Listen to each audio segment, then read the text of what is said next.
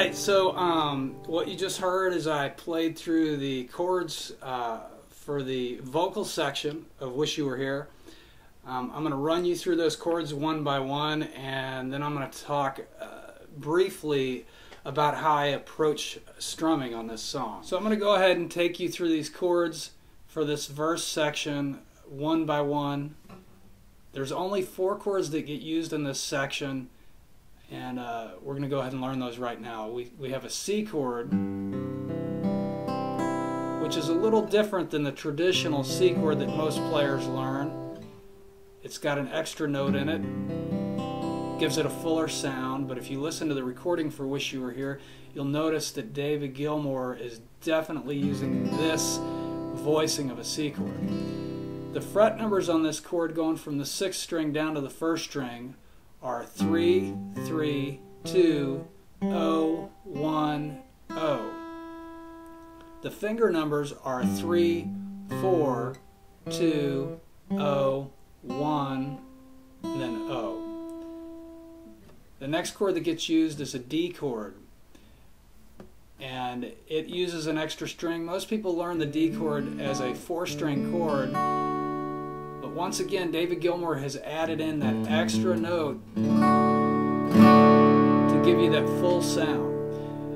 So from the 5th string to the 1st string, our fret numbers are 0, 0, 1, 0, 0, 2, 3, 2, and the finger numbers are 0, 0, 1, 3, 2.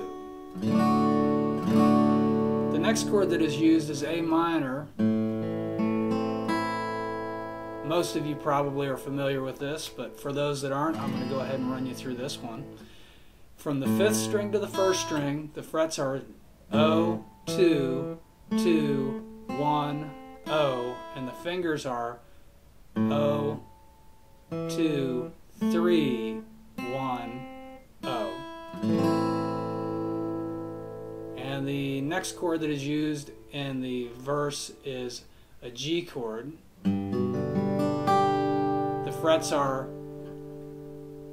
3, 2, 0, 0, 3, 3, and the fingers are 2, 1, 0, 0, 3, 4. Those are the first 4 chords for the verse section of this song. After that, it's actually going to just use those chords in different orders, you know, for basically what should be about 16 measures. So I'm going to run you through the verse section, and you can see which chords I'm playing and in what order they occur, and then we'll talk a little bit more about how I approach strumming on this particular tune.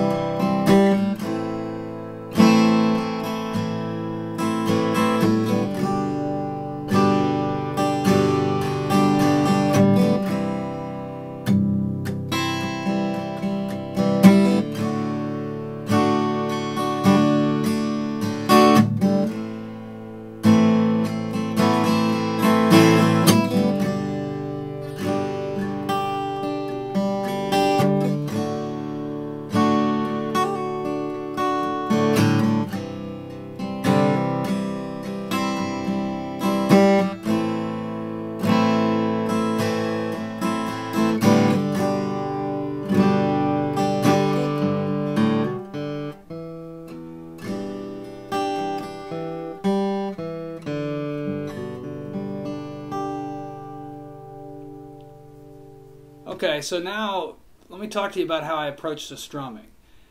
For this video, I realized that I could have given you an exact, precise strum pattern, but the problem with that is if you do a exact strum pattern for a song and you repeat it over and over for that song, it sounds very amateurish. It comes across, you sound almost like a robot playing the guitar. We don't want that. I want you to have a good feel when you play. If you listen to good guitar players, they don't do the exact same thing for a strum pattern from beginning to end on a song. Now, that being said, they also have not memorized a dozen different strum patterns that they're pasting together for the song either.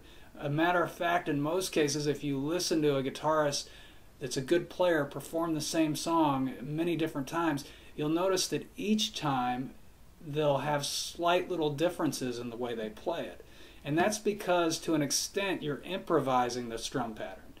You get a general idea of what the feel of the song is, but from that, you're going to play very loosely, very relaxed, and just let your hand flow.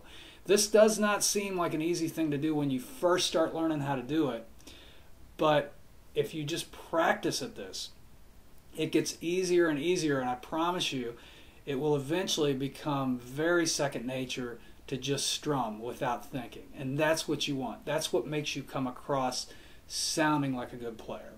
So the idea behind strumming, the main thing is just to keep that hand moving in that motion. So I want to keep that steady down up motion, but I'm not really going to hit the strings every single time. So I'm going to go to a C chord and show you what I mean.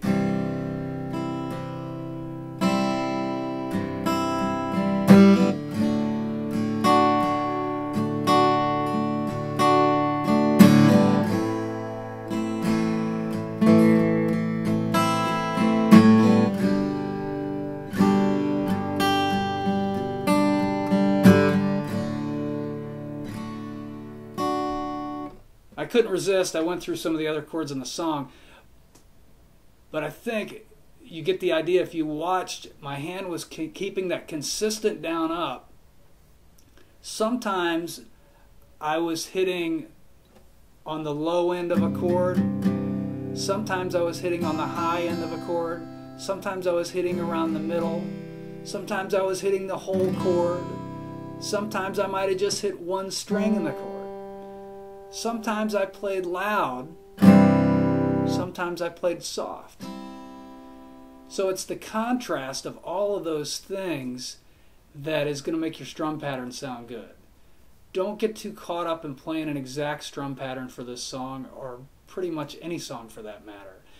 Just learn how to feel it, learn how to play, and have a more spontaneous sound, so that whoever is listening to you is not bored to death. If you sound like a robot playing it, your listeners are going to get bored real quick. So with a little practice, I'm confident you can get that worked out. That was the lesson for second part of Wish You Were Here. I hope you enjoyed it. I'll see you next time.